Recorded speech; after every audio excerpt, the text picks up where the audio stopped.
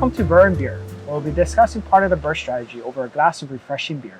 My name is Calio and we're with W&N Properties.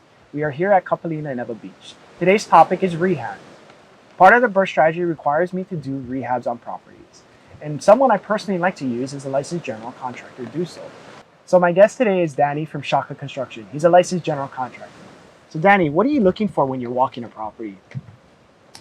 So if we're walking a property for rehab, some of the primary things we're going to look for is it cosmetic repair or is it structural repair?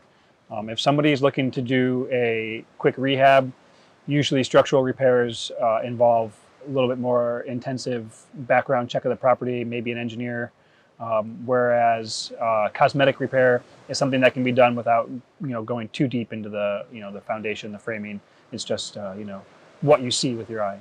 So does a general contractor produce a scope of work? Generally, we can produce a scope of work, but what would be best is if when you're meeting a client, they have their scope of work of what they want to be done. Okay, as an investor myself, I like to look for things I need to do. So as a general contractor, when you're bidding out a rehab, do you find yourself bidding it differently for a homeowner versus a investor? Definitely. A homeowner, there's a lot more emotion tied into the home. They may have raised a family or something else there, so there's certain things that have to be taken into account. Where an investor is looking to take care of the things that are required to be done in order to sell the property at the highest value. So we'll look for the cosmetic repairs, make it look nice, new countertops, fresh paint, things that can bring out the value in the existing property. So it sounds like communication expectations should be made clear with your contractor before you go into a rehab. Is that correct? Correct. So what are some tips you would give an investor who's working with a general contractor on how to clarify their expectations? So an investor working with a general contractor, best thing to do is wait until you're under contract to contact the general contractor. There's a lot of things that can happen before that. Once you're under contract, have your required list, and if you're open to it, your budget.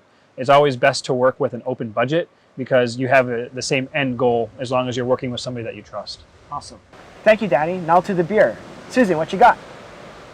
Hey guys, so what we have here today is an English Brown Ale by Maduro. And since it's an English Brown Ale, they're known for higher in alcohol content. So you're gonna get a good buzz off of it. And what's special about it, it's got some flaked oats in this malt profile, and it's really silky with like this chocolate component. So. Sounds good. Until next time, please stay tuned for the next BRRRRing Beer. To the BRRRR!